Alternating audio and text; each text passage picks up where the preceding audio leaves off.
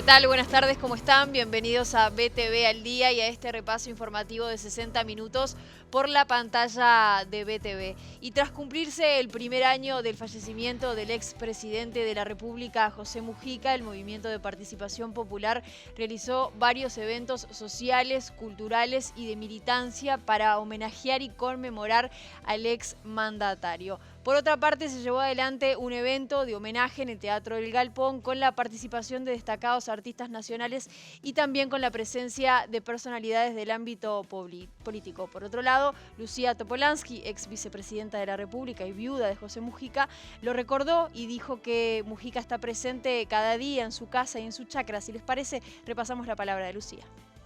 En mi casa y en la chacra él está presente. Porque no solo porque esto lo construimos a lo largo de 40 años, nos dejó un montón de tareas que hemos cumplido, y en todo, en el cuidado de las herramientas, no se olviden del pasto bolita que no tiene que prosperar, yo qué sé, en una cantidad de cosas, y entonces nosotros convivimos con esa memoria. Hablando de esa memoria, también se está trabajando Topolansky en una fundación. ¿Cómo va eso? Bueno, nosotros entendemos que lo importante es que las cosas sirvan para las generaciones del futuro. Y para eso tenemos, y que la vida y los partidos políticos también precisan un poco de épica.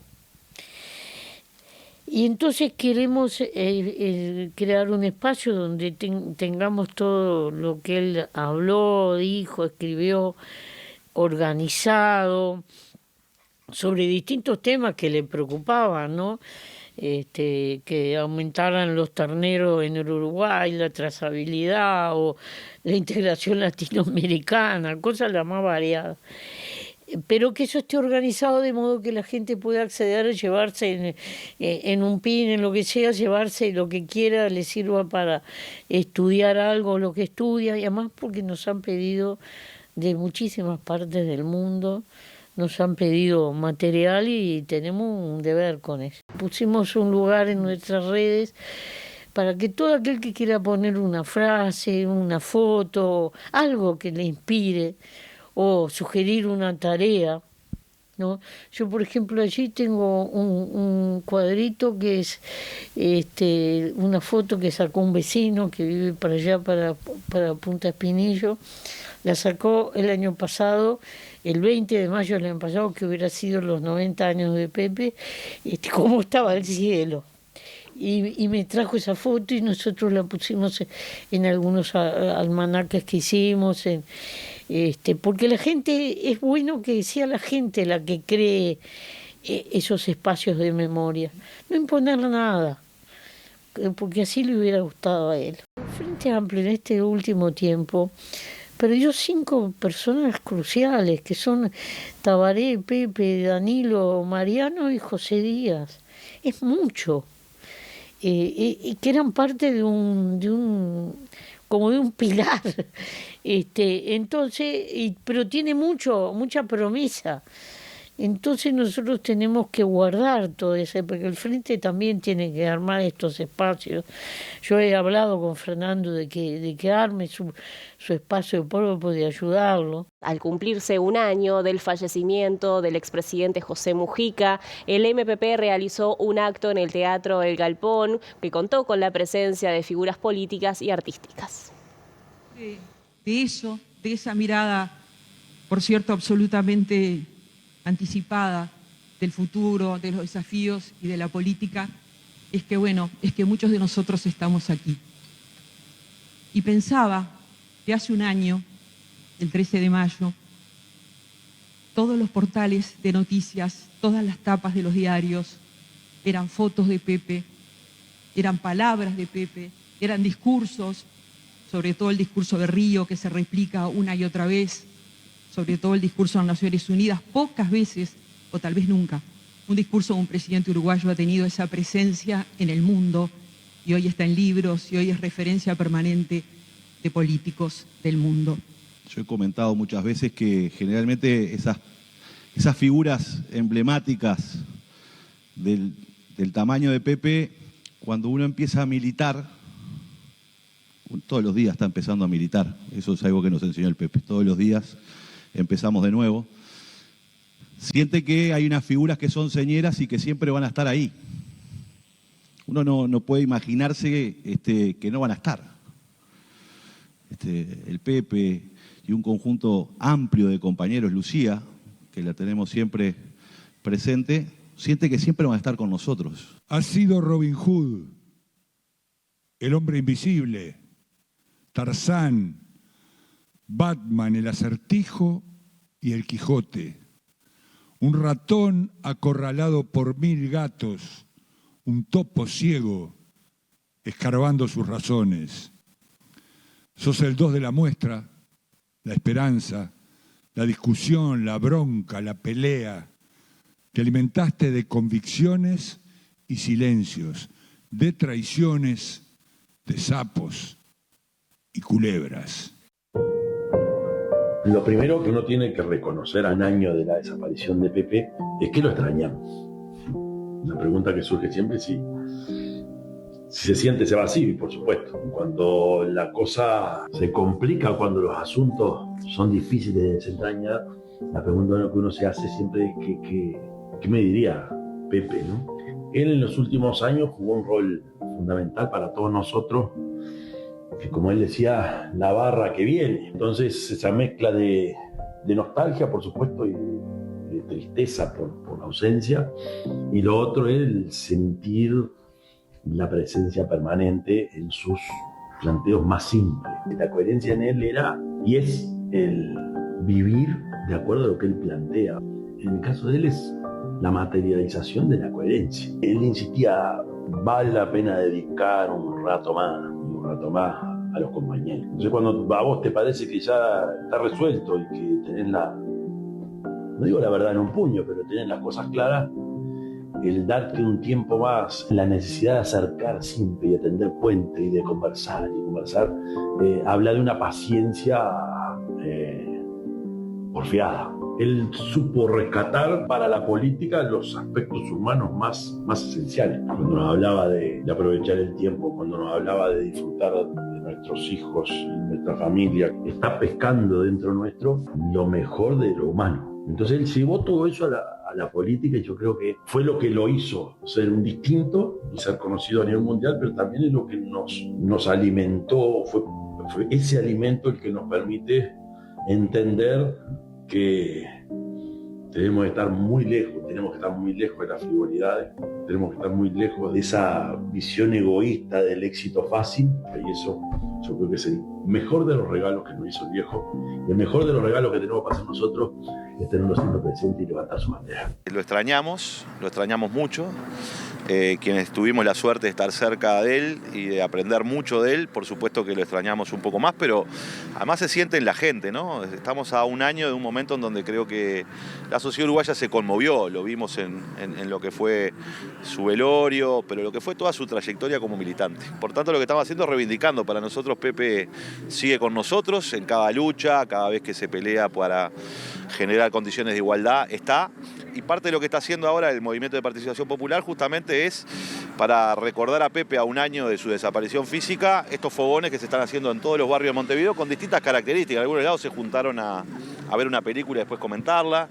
En otros lados están haciendo trabajos más solidarios, donde están pintando una plaza. En el marco de estas actividades, este miércoles desde las 19 horas se llevará adelante un acto en el Teatro El Galpón con la participación de varios artistas como la Murga Karate Catalina, Mario Carrero y Raúl Castro. Sánchez también se refirió a la autocrítica que haría Mujica sobre el desempeño del gobierno. Mujica seguramente rezongaría por muchas cosas, pero estaría muy contento porque el Instituto de Colonización volvió a tener recursos y los productores agropecuarios hoy tienen la posibilidad cierta de tener un instrumento como el de colonización, que quizás hay que darle más dinamismo. Y creo que el otro componente muy importante, que ha sido una prédica muy fuerte de Pepe, es el tema riego. El riego le va a poder poner un segundo piso al campo del Uruguay para producir más y mejor.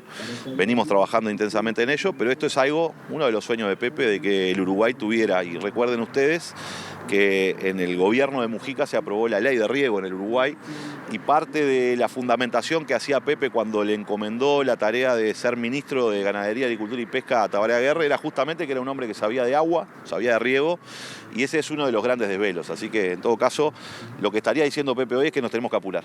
Y el Correo Uruguayo realizó el lanzamiento de un sello conmemorativo justamente tras cumplirse este año del fallecimiento del expresidente José Mujica. El evento estuvo encabezado por el presidente de la República, también participaron otras autoridades del Gobierno Nacional y Lucía Topolansky. La verdad que está muy lindo y me encantó que en el matasello estuviera Manuelita.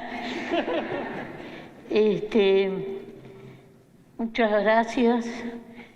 Y hace mucho que vengo pensando que en la era digital debemos escalar los sellos a los Twitter, a todo ese mundo divagado al que no pertenezco pero que existe, y que tú puedas poner un tweet y puedas poner una cuestión de filatelia. No sé cómo hacerlo, pero los de la informática lo resuelven. Porque me parece que en este mundo veloz y demás sería un complemento importante para toda la misión que describió el presidente de lo que significa un correo, que es algo de tiempo inmemorial. No sé, hoy si me dio la oportunidad hago la propuesta pública. Muchas gracias. Justamente tras cumplirse este primer aniversario del fallecimiento del expresidente José Mujica, en BTV Noticias se realizó una mesa de análisis especial que contó con la participación de los periodistas Nicolás Núñez, Pablo Cohen, Raúl Ponce de León y también con la presencia del politólogo y presidente de la consultora Factum, Oscar Botinelli. Raúl, vos como periodista acompañaste buena parte de esa trayectoria de Mujica. Eras cronista parlamentario cuando él ingresó por primera vez al Parlamento. Sí, cubría en ese momento la información agropecuaria. Y Mujica, cuando ingresa como diputado en el 95, integra la Comisión de Ganadería y Agricultura. Entonces tenía un muy buen contacto con la gente, con el periodismo. Y él empezó... Un paréntesis. Fue el que rompió... Hay cosas que ahora las normalizamos. Mujica, cuando fue de Shin por primera vez al Parlamento, en la Vespa, es la imagen, fue rupturista totalmente. A nadie se le ocurría ir de vaquero al Parlamento. Fumaba armado, tenía los bigotes amarillos, en esa época fumaba todo el tiempo y las manos amarillas a nicotina. Y todos los fines de semana terminaba la actividad parlamentaria, agarraba un ómnibus y salía para campaña, salía para el interior. Todos los fines de semana salía al interior y así empezó, como una hormiguita, a sembrar, digamos, la estructura territorial que terminó siendo lo que es hoy del MPP, conformando la lista más votada y demás. Hubo algún diputado que fue de Alpargatas en 1959-60. Ese era más rupturista todavía. Y que no estaba tan lejos de Mujica. Erro. No, era un diputado de Erro, Walter Martínez Gallinal, psiquiatra, que de la lista 41 encabezada por Erro, que uno de sus principales dirigentes juveniles era José Mujica. Ah, mira. Porque cuando se habla de la vida política de Mujica, en realidad empieza en la juventud herrerista.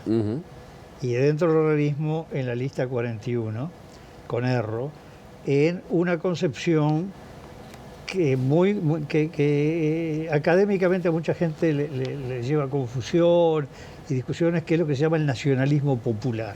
Claro. ¿No?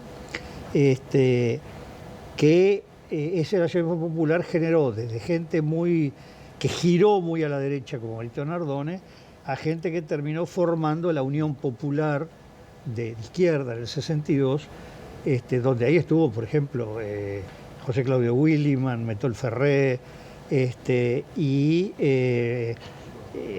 junto al Partido Socialista el fundador fue Enrique Erro, y ahí, como uno de los seguidores de Mujica estaba, de Erro, estaba Mujica, que había estado en la Secretaría de Erro en 1959 hasta el 8 de enero del 60, del ministerio, que en aquel momento era Ministerio de Industrias y Trabajo. Pablo, tanto en la respuesta o la primera intervención de Óscar como en la primera participación de Raúl, hay vasos comunicantes con lo que se refleja en el libro, esto de la construcción de un personaje político, de una ideología, con bases muy claras, sí, con influencias ideológicas muy claras de pensadores que él siguió mucho, que lo refleja en el libro, y a su vez también esto de lo popular, ¿no? De poder sintonizar a donde a veces a la dirigencia política le cuesta. Sí. Y eso en el libro estaba muy latente, casi como una especie de enseñanza, quedó graficado como una especie de, si usted quiere iniciar una carrera política, sepa cómo hacerlo a través de lo que dice Mujica y Topolansky. Los sociólogos estadounidenses, no quiero hablar mucho de esto frente al maestro Bottinelli, los sociólogos estadounidenses tienen un gran pragmatismo, ¿no? Los buenos sociólogos estadounidenses. Y Mujica no era sociólogo, pero entendía intuitivamente de sociología. Era muy popular, era muy antidogmático, se comportaba culturalmente como un caudillo blanco, y creo que sus últimos años fueron dedicados especialmente a la búsqueda, no del centro político como un objetivo en sí mismo, sino del pragmatismo casi sin ideología de un movimiento que no se puede comparar con ningún movimiento uruguayo, se puede comparar si queremos con el peronismo, que primero busca cuáles son las necesidades de la gente y después de detectarlas trata de resolverlas. Y creo que por eso llegó a las periferias de Montevideo, creo que por eso llegó a lugares del interior donde nunca había llegado el MPP, y creo que él siempre se burló de los dogmáticos, porque siempre fue un enemigo jurado del comunismo, ¿no? Pero en los últimos años su adscripción al Estado de Derecho, a la democracia republicana por un lado, y ese pragmatismo tan marcado por otro, hicieron que el MPP creciera y que su figura se agigantara desde una izquierda que justamente, como decía Óscar, fue popular.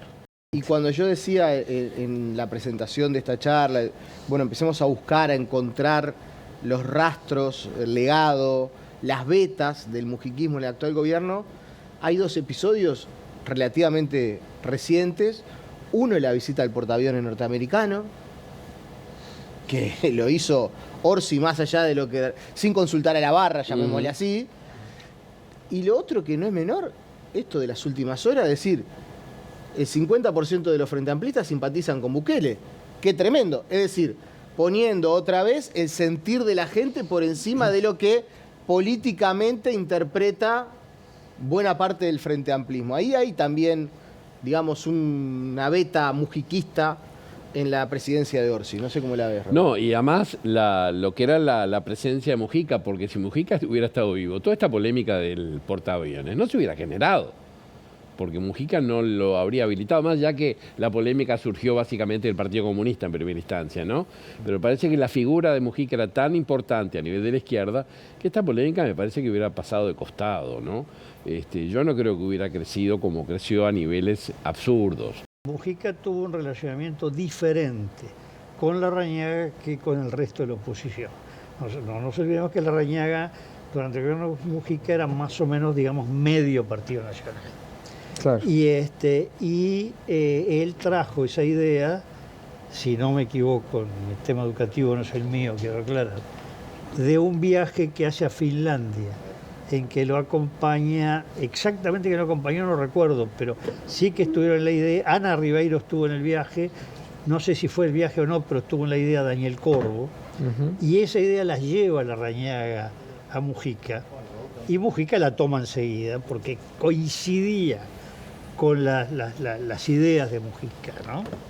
Él en ese momento venía muy enfocado en la UTU, tanto que él dona un pedazo del predio de su chacra que se construyó una escuela de UTU, ¿no? Que él dona eso. Entonces la UTEC era como el perfeccionamiento, la elevación de ese concepto de la UTU, de lo técnico, de la tecnicotura, que además con la idea que eso se desarrollaba hacia el interior del país, que tuvo un éxito muy grande. Pero peleó, abrazó partido, incluso tuvo la habilidad, así como Vázquez y Ceibal tuvieron a Brechner como el gran impulsor, la UTEC y Mujica tuvieron a Rodolfo Silveira, claro, que fue el sí. consejero principal, que fue el responsable y de total confianza en ese aspecto de Mujica, y pudo llevar adelante. Y Mujica había generado bastante conflicto porque nunca habilitó el cogobierno, hasta el día de hoy, del UTEC. Nunca lo habilitó, porque sabía que sí, sería muy democrático, pero ineficiente, y que se iba a vivir en estado de asamblea permanente, si ¿no? me permitís, el tema fue de pragmatismo parlamentario. En ese momento hubo dos iniciativas, una que ya venía de la Universidad de la Educación y otra la de la UTEC. El Frente Amplio se abroqueló en el cogobierno, Bordaberry le daba los votos, que ya tenía los 2/3 para poder crear y el Frente optó por, si no es con cogobierno, que no se crea la Universidad de la Educación. Tanto que hoy lo está planteando de nuevo la Universidad de la Educación y ahora ya dice que no. Bueno, ahora si necesitamos que no haya cogobierno para aprobarla, Claro, pero estamos ¿sabes cuál es la dispuestos. diferencia? La Universidad de la Educación venía ya dentro de las cosas icónicas de la formación docente, con los gremios, las asambleas técnico-docentes. La UTEC fue una cosa que corrió por el costado. Igual que el Ceibal, Igual que el Ceibal, exactamente. Del gobierno Mujica son temas polémicos, gente que está muy a favor, en contra, pero hoy son árboles del paisaje del Uruguay y que internacionalmente fue parte del fenómeno Mujica. Son los años en que se consagra la igualdad de la pareja en el matrimonio, el matrimonio entre personas del mismo sexo, la adopción por pareja del mismo sexo, el aborto, la ley de despenalización del aborto y la marihuana, ¿no? La ley de la marihuana, es decir, la ley, bueno, las bases de la ley trans, es decir, son temas que hoy están fuera de discusión, es decir, mucha gente en contra, pero ya no. Sí, pues están consolidadas, claro. Pero ya están consolidadas.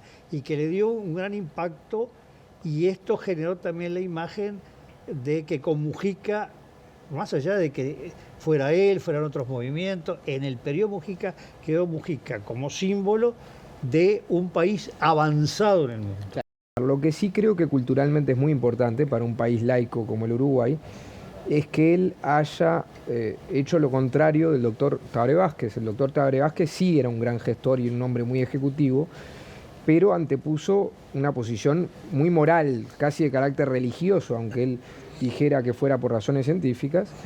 Y bueno, Mujica actuó más como el jefe de un Estado laico, cuando se puso al frente de, por lo menos al no obstruir, el debate por la despenalización del aborto. Creo que ese fue un avance muy importante para el Uruguay. Un año sin Mujica, ¿cómo es tu relación? ¿Cómo la ves a Lucía? Ha dado algunas entrevistas últimamente, está de a poquito reinsertándose en la vida política del Uruguay, desde su lugar, desde lo que ella aspira a aportar ahora. Lucía, mira, el día de la despedida de Mujica, el primer día en el Palacio, la gente iba a consolar a Lucía y ella consolaba a quienes teóricamente la iban a consolar. Esa es Lucía Topolansky, es una roca, es una roca. Lo extraña mucho, es una mujer sentimental, pero es muy, muy firme y no es de expresar esa sentimentalidad. Yo creo que tiene una fortaleza impresionante. Mi relación, es anecdótica en el sentido de que sí, creo que se vio otra Lucía en el libro y que mi relación en particular cambió mucho después de ese libro y se afianzó mucho, pero lo que te puedo decir es que lo bueno es que a partir del libro y de unos meses antes de que muriera Mujica, cuando la gente estaba un poco enojada en la izquierda con Lucía por lo que había dicho en los militares, Mujica dijo: señores, a mí me salvaron la vida Raquel Panone y Lucía Topolansky, y toda la población empezó a ver más a Lucía como lo que era. no una líder atrás de Mujica, sino una mujer que lo complementaba y que le daba a Mujica aquello de lo que Mujica carecía: método, rigor, cabeza de ingeniera, y un liderazgo menos carismático, pero necesario para el éxito del MPP también. De una reflexión que me genera lo dicho por Pablo. No nos olvidemos que Mujica, la experiencia que tuvo como preso, lo que fueron los rehenes, es una experiencia límite en el ser humano. Claro. Y lo que se observó que varios de ellos, no solamente Mujica, Fernández Huidobro, Mauricio Rosenkopf, Engler, no quiero excluir a nadie, salieron después de lo que padecieron sin rencor. Sí, muy importante. Creo que fue una lección muy importante. Muy importante. Que incluso lleva a cierta fricción con muchos que se enojan con legítimo también derecho de tener una visión diferente del tema, pero que le permitió a Mujica una apertura a gente que sin duda estaba en otro tipo de posturas políticas. Óscar, estaba la enseñanza de Sereñi cuando salió de la cárcel, también el discurso, el megáfono. Sin rencor, sin nada, de alguna forma marcó un poco. Somos, lo resumo, pero era más larga la frase, somos los obreros de la construcción del futuro, ni un paso atrás. Y Mujica tomó. Bueno, yo creo que no tomó de Sereñi, sino que fue otra experiencia personal diferente. Pero en la misma línea. Que lo llevó a la misma línea. No quiero decir que no es que uno influyó al otro y tomó. Son dos experiencias y creo que esto es un tema muy importante. Sí, el haber vivido sin rencor y sin venganza. ¿Qué? El hecho de que Mujica haya vivido toda la etapa democrática sin rencor y sin afán de venganza, modeló de alguna manera al Uruguay. Es momento de hacer una primera pausa en la información. Al regreso de la misma vamos a estar compartiendo cómo se viene desarrollando el plan invierno y también el abordaje de las personas en situación de calle. Enseguida volvemos.